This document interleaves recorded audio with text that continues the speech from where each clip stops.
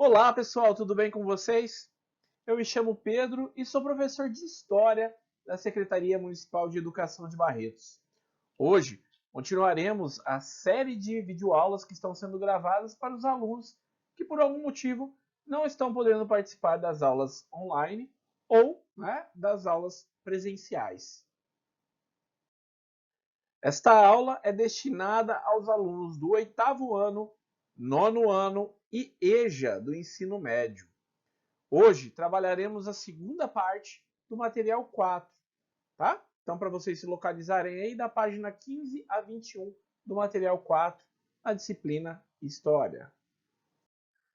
Pessoal, na aula passada, nós vimos então, tentamos nos colocar no lugar dos povos nativos da América, e pensar como que era para essa população, de repente receber em seu território pessoas falando diferente, se vestindo de forma diferente, né?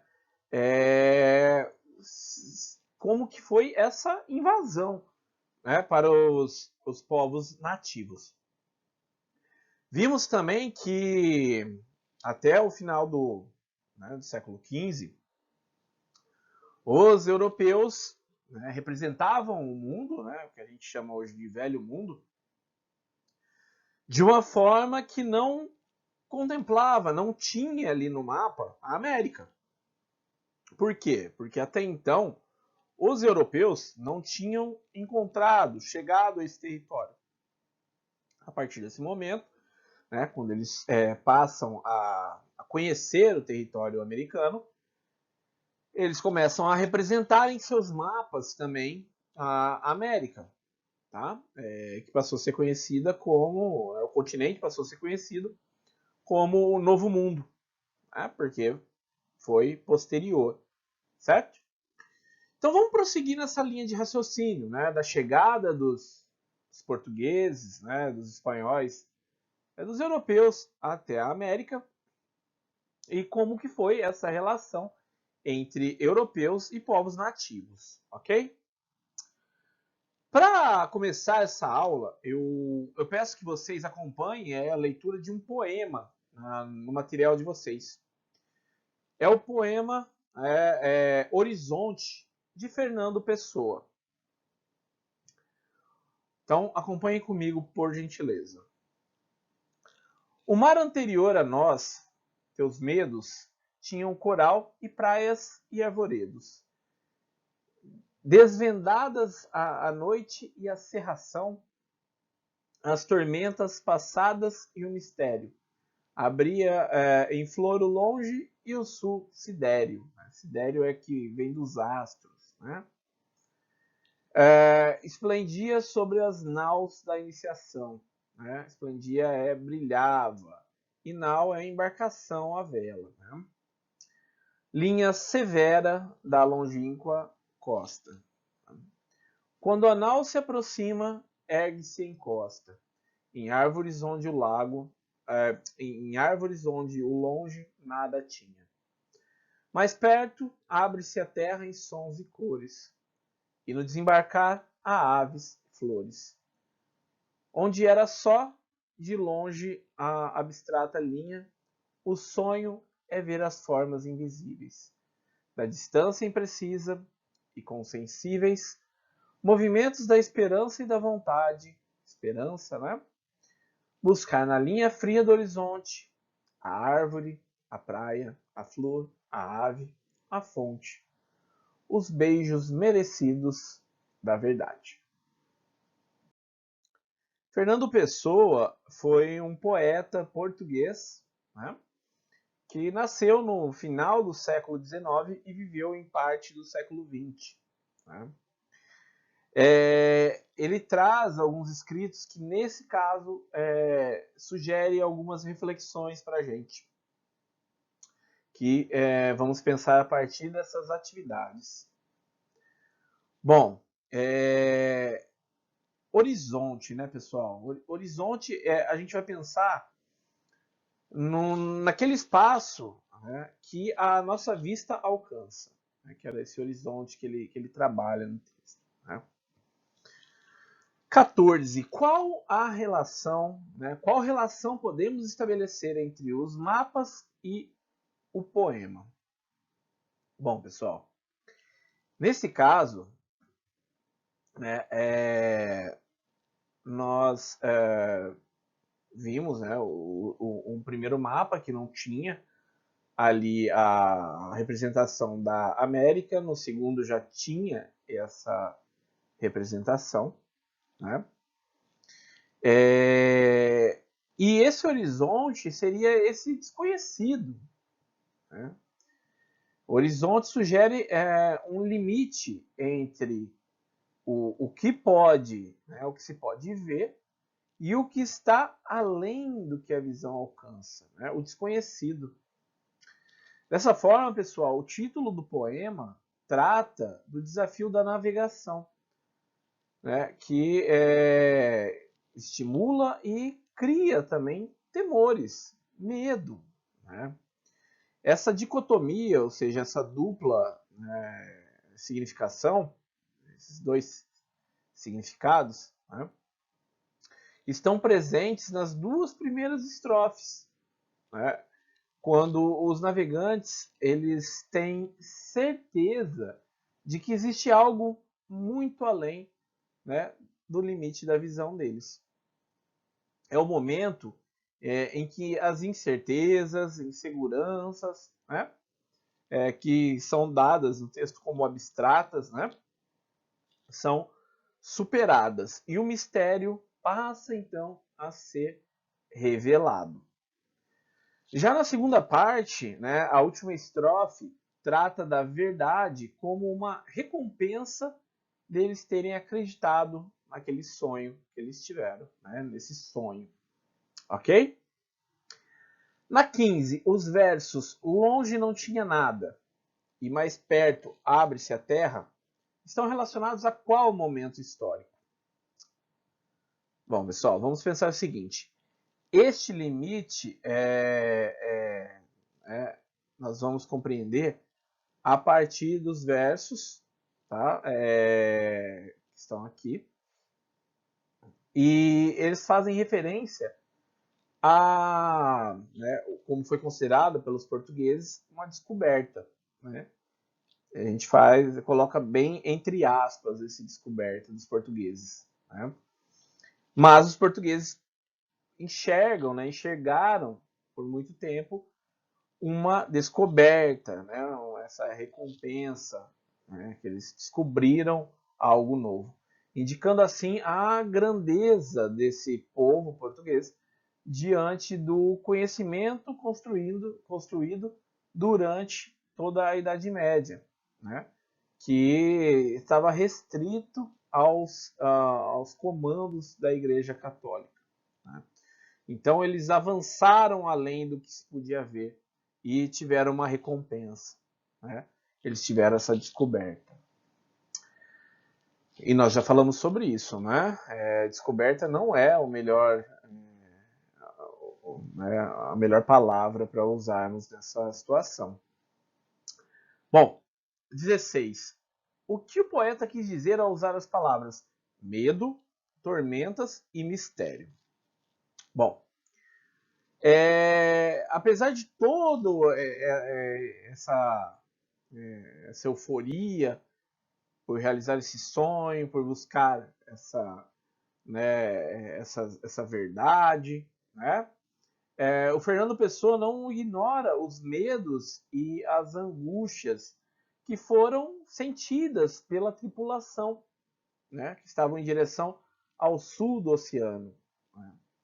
Que está representado nessas expressões: longínqua costa, né? Linha fria, tormentas, mistérios, né?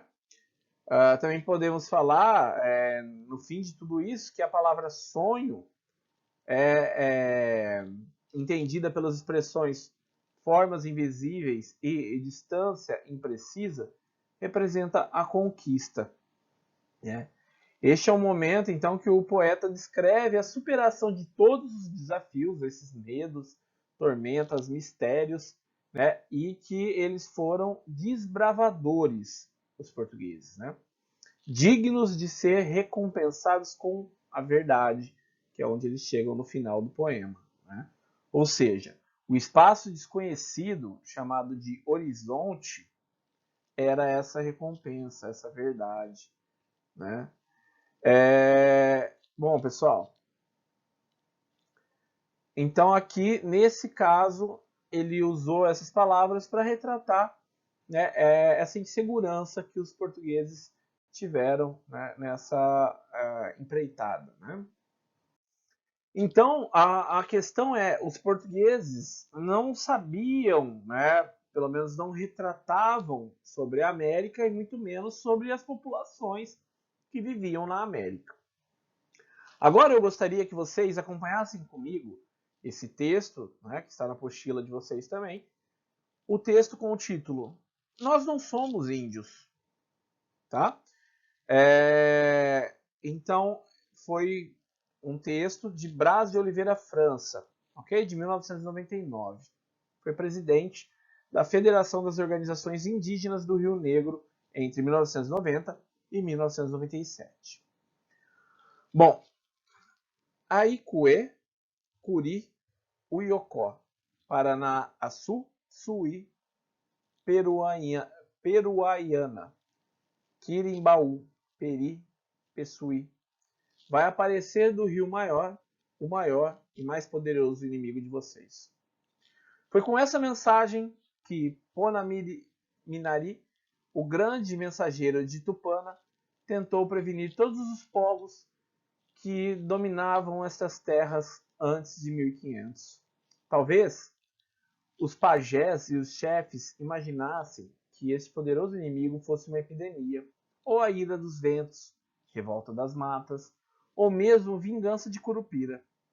Mas em nenhum momento eles imaginaram que o inimigo seria o homem branco, vindo do meio do mar, conforme testemunharam os olhares Tupiniquim, Tupinambá e quem sabe outros povos nativos da costa atlântica.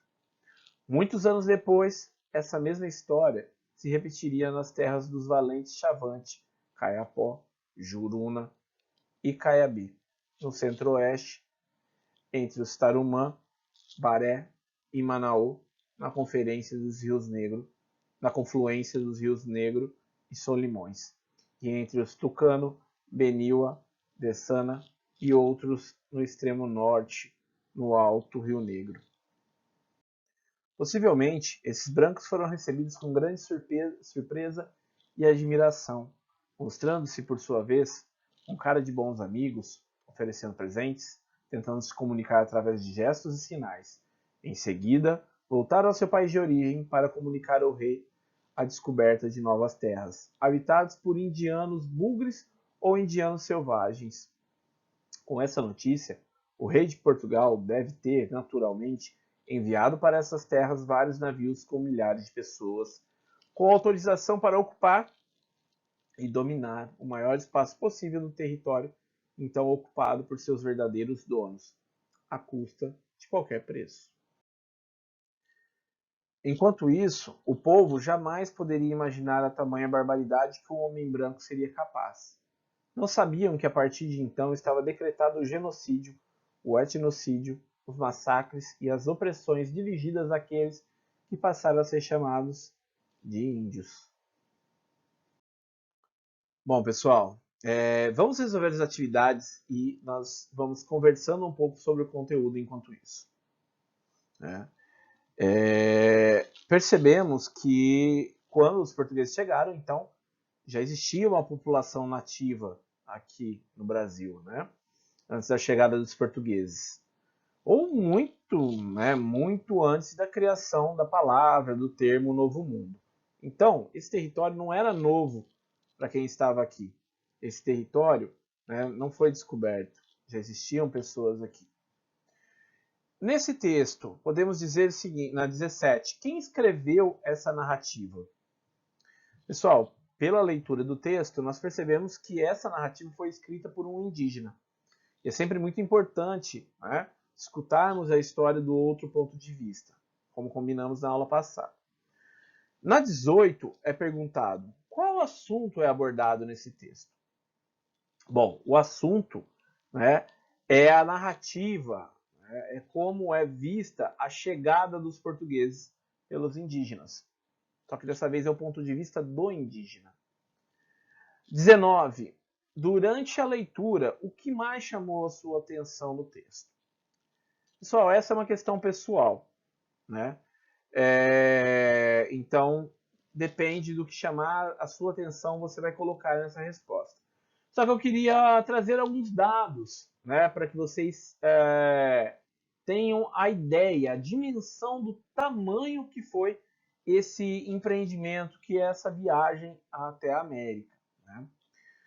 Foram 45 dias de viagem.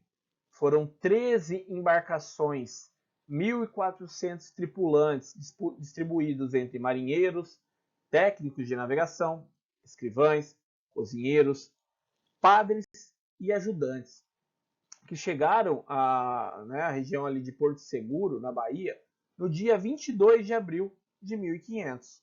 Mas só desembarcaram no dia seguinte, né, ao ver que a Terra tinha habitantes. Questão 20. Relacionando esse texto com os mapas 1 e 2 da aula anterior, é possível afirmar que a Terra, né, que o Brasil foi descoberto? Justifique sua resposta. Bom, nós entendemos ao longo dessas duas aulas que o termo descoberta é incompatível, né? A narrativa indígena não traz essa ideia de descobrimento, pelo contrário, o termo que melhor define esse acontecimento é invasão, né? Pois quem autorizou a ocupação e a dominação da terra encontrada foi o europeu, ou seja, o rei de Portugal, e não os nativos que aqui viviam. Né? Então, não podemos dizer que o Brasil foi descoberto, e sim foi invadido. Bom, questão 21. O termo índio representa a população nativa encontrada pelos portugueses? Justifique sua resposta. Em sua opinião, por que o título do texto é Nós não somos índios? Bom, pessoal, aqui nós temos que entender, já vimos que o termo índio não é correto, né? Generaliza. Os portugueses, de forma errada, entenderam que tinham chegado à região das Índias. É aquela ideia do apelido que pegou. Mas não eram todos iguais e muito menos, né, indianos. Eles tinham suas etnias e bem diversificadas. Né? Então, hoje é mais aceito, mais utilizado, porque é pensado de uma forma coletiva, né? O termo indígena. Porém, o mais correto, né, seria nos referirmos aos habitantes que aqui já estavam pelo nome do seu povo, né? Macuxi, Guarani, Baré, né? Ou vamos pensar que ao invés de indígenas ou índios, podemos usar povos nativos, povos originários, ok? Então, pessoal, é muito importante entendermos essa história, né, da chegada dos portugueses a partir de um outro olhar. Né? Os portugueses sempre exaltaram e a história, por muito tempo, colocou o português como desbravador, como um descobridor, né? Porém, aqui já era um território ocupado. Então, eles não estavam descobrindo nada, já tinham pessoas aqui. Embora eles não conhecessem a América, já existia a América. Já existiam pessoas, já existiam povos diferentes, religiões diferentes, né? Costumes diferentes. Então, é sobre esse impacto, né, entre homens brancos e indígenas, né, povos nativos, povos originários, que nós vamos continuar conversando. Tá? Bom, pessoal, por hoje é só. Nos vemos na próxima videoaula, então. Espero que tenham gostado da aula, bons estudos e até semana que vem.